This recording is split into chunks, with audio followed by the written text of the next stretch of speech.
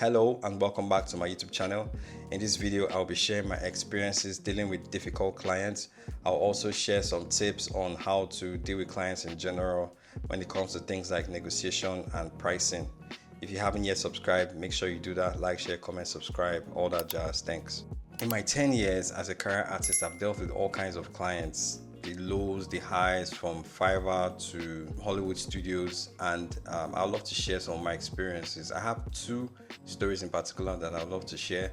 The first one is from a very popular Nigerian entrepreneur. He was the founder of a big company. I don't want to mention the category of business his company was in, because I feel like if I do, you guys will be able to figure him out. And he was starting out something back in 2020 or thereabout, 2020 during the pandemic. And he wanted to set up shop in Abuja, and I was based in Lagos. And in my mind, I was like, hey, am I going to leave my family in Lagos and move to Abuja? Okay. I mean, for a good pay, for a decent pay, I'm happy to do that. I don't mind. So we're negotiating salaries at the time, and he was considering, I think, 1.5 million, while I was considering 2.5 million naira. And I wasn't really happy with 1.5 million naira, so I was considering 2.5 million naira, and I kind of stuck to the 2.5 million naira. I wasn't ready to budge or anything like that. And he kind of moved up to 2 million naira, but I wasn't really happy with the 2 million naira, because I was thinking about it like, if I had to move from Lagos, I've lived in Lagos all my life, to having to move from Lagos to Abuja, that would cost a lot of money, a ton of money, rent and all of that. The inconvenience of having to travel from Lagos to Abuja, moving all my stuff, all our family stuff, I wasn't really comfortable with that. And I kind of stuck to the 2.5. I dug my heels on the 2.5. I wasn't ready to budge in any way.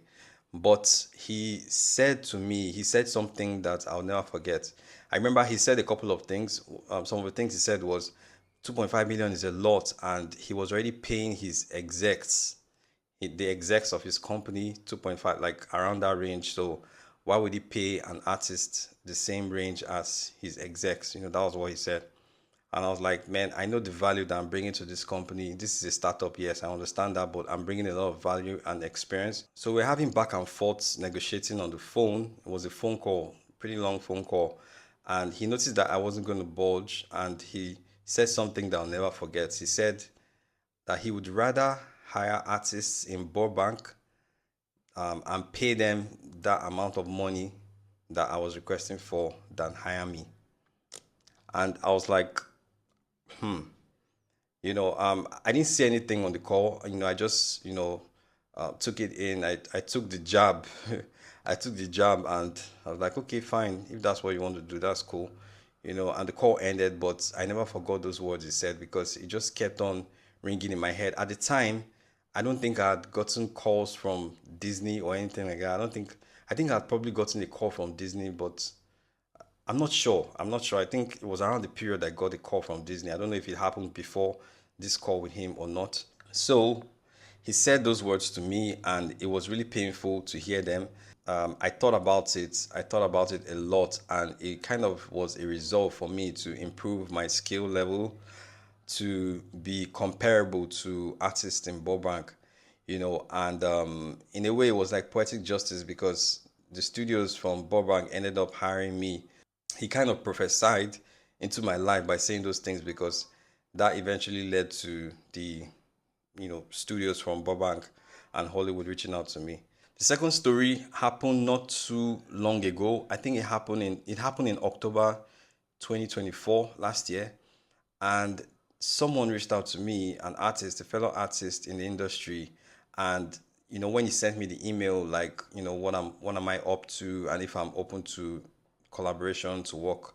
Whenever they use the term collaboration in the industry, it usually tends to mean employment, right? Or something of that nature, like you being hired as a freelancer or something like that. And I was open to it. I told him, oh, I'm open to it. And we had a couple of conversations afterwards, and the whole email thread, having different conversations back and forth. I even signed a contract, like he gave me a contract to sign, and I was on the call with this guy I think once or twice, I'm not sure. And he sounded like a cool person. I even did like a background check, checked him up, looked him up, checked out his website. He had a portfolio website. This guy had worked with Warner Bros, Netflix, and a couple of studios of that caliber. And I was like, okay, yeah, this guy is legit. So let's do this stuff. And we had the conversations going up until the email where he mentioned how much he was willing to pay me. And I saw that email, and yo, my whole countenance dropped because I was like, are you for real? Seriously? I'm going to tell you how much this guy offered me. In fact, I'm going to leave a proof, like I'm going to leave an email proof in the video so for you to see, so you know that I'm not making this shit up.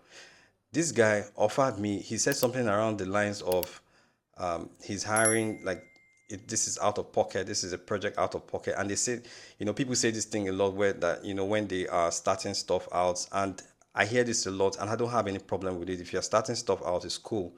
But from an artist, one artist to the other, I think that you have to show some level of respect for the craft, and I expected that he would have that level of respect for the craft. And he said in the email something around the lines of they're currently hiring an artist to do about 6 designs or something like that, a turnaround of 6 designs, and he's paying the artist $80 or something like that.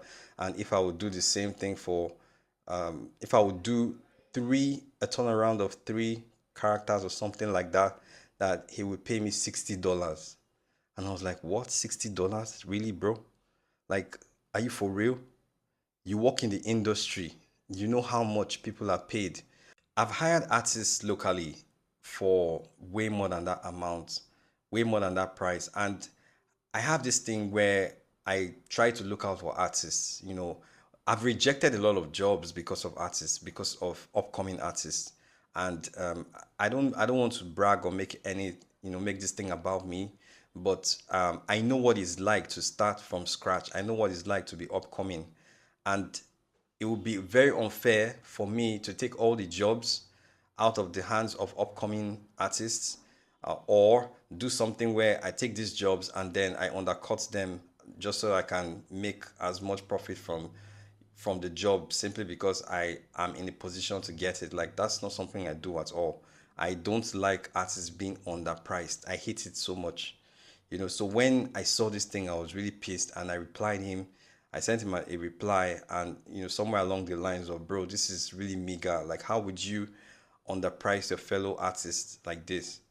And I told him, best of luck with this project, and that was how the conversation ended. He also replied and said something around the same lines, that this is out of pocket, and he probably didn't mean to underprice me or anything like that, but all the best to my project. And that was how the conversation ended.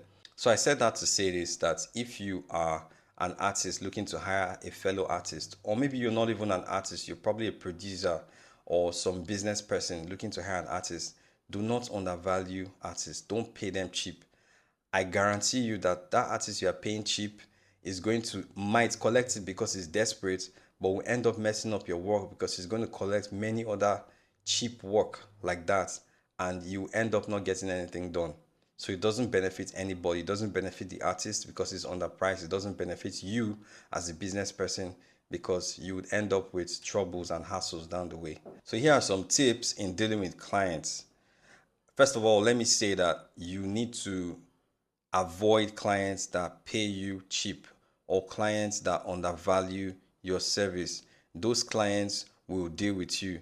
Those clients will torture you.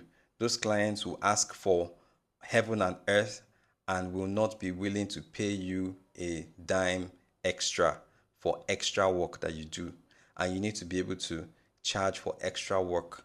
Make sure you define the terms and conditions for the work that you are doing, and any extra work must incur extra charges. Then when it comes to negotiation and pricing, I use a method that I learned from Chris Do, where I put like a range. I give you a range. So I give you a range. If you're asking for character design services, for example, I give you a range and I say I charge somewhere around the lines of $1,000 to $2,500, for example. And I kind of use a formula to do that, because if you give a wide range, a ridiculous range like $500 to 5,000, that's too much. That's too wide a range. So you want to give a range of somewhere around an amount multiplied by 2.5 or 2x. If you say 1,000 to 2,000, that makes sense. If you say 10,000 to 20,000, that makes sense. But if you say 10,000 to 50,000, that's kind of too wide, too broad. So you need to be able to learn to narrow these things down. And I like to lead with a range, because then I can always negotiate afterwards. So when the client actually sends me a brief, I can find a midpoint, a range. And I try to bring conversations about pricing as early as possible, so that the client knows what they're getting themselves into. And you know that if the client comes back and want to have further conversations, they are actually serious about working with you. Chris Do usually says start from the high end and then the low end. So if you're giving a range, you can say something like between $5,000 and $2,000. So you start from the $5,000, which is higher than the $2,000, and that way they kind of would anchor themselves to the 5,000, which is the high end, as opposed to the 2,000. And then when you gauge their response, you can tell if whether or not you want to reduce that price to maybe a 4,000 or a 3,000 or something like that. Then there are some situations where you want to hear the client's offer, right? But then this can be very tricky, because the moment a client gives you an offer, then it's hard for you to bargain too high, too far away from that offer. So that's why sometimes it's advisable to start first with your own offer, but you have to be smart about giving your offer. And there's something I do, so for example, character design services, I went ahead to look at the Guild of America, the Animation Guild of America, to look at their price lists. And they have like a range of salaries for different job descriptions and different departments: the storyboard department, the visual development, character design, environment painting, all of that. They have like a very long list. I'll drop the link in the description for you to see that. And then when you look at that, you have an idea of where the price range for the salary range is. So when a studio approaches you, or the studio asks you that question of how much you would like to be paid, you have to use that as a benchmark. So if, for example, the benchmark for character designers is $2,000 per week, I'm just giving an example, I think it's somewhere around that amount, or $2,500 per week, then what you want to do is, if you want to give a range, you can give a range of 2,000 to 3,000, right? So if the client says we're going to pay you 2,200, for example, then you negotiate and you say, how about we do 2,700, and then maybe they could meet somewhere at 2,500. Now, this is one thing I want to say that you should never forget. And in fact, I'm going to repeat this thing and really exaggerate this thing. Never leave the table without negotiating.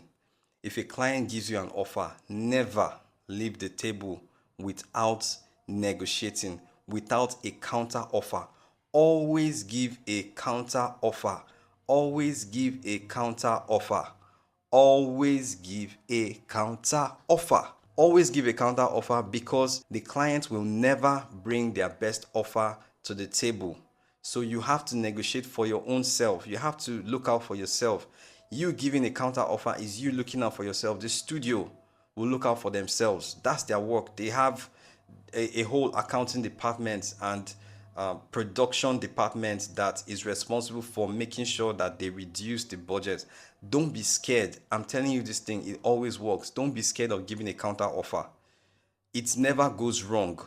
I know it sounds crazy, it sounds ridiculous, but it never goes wrong. And this is a general philosophy that I have.